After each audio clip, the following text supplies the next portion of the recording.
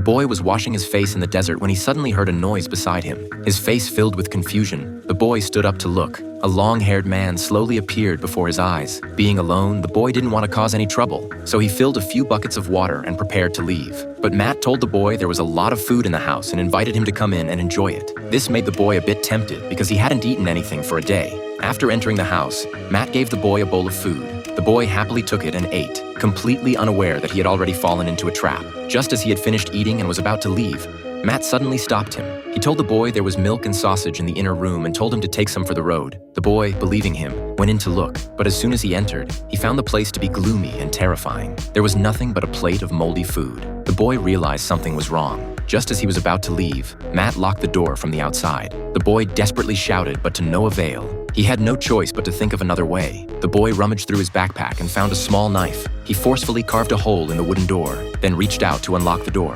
After coming out, the boy quickly searched for Matt and found him driving away on the boy's donkey. This had been his true purpose all along. The boy quickly went after him. He picked up a stone and knocked Matt down, then took the donkey and left. Before long, he returned to the vagrant's dwelling. The boy brought back some food for the vagrant. After eating, the vagrant started packing up because they had to leave this desert before dark. After walking for who knows how long, the two finally found a village. But there wasn't a single person in the village during the day. Just as the two were puzzled, a motorcycle suddenly appeared in front of them. It was the villain who was hunting the boy. The vagrant looked back and saw another vehicle behind them. He quickly led the boy to hide in a house. Unexpectedly, the villain threw a Molotov cocktail into the house. The vagrant kicked open the door and escaped with the boy. Unfortunately, as soon as they came out, the villain started shooting at them. The vagrant told the boy to go first while he stayed behind to cover him. The boy ran into a small house by himself, only to find the villain crouching at the window as soon as he entered. The frightened boy ran to the top floor, only to find that the exit here had been boarded up with wooden planks. At this point, the villain had already caught up.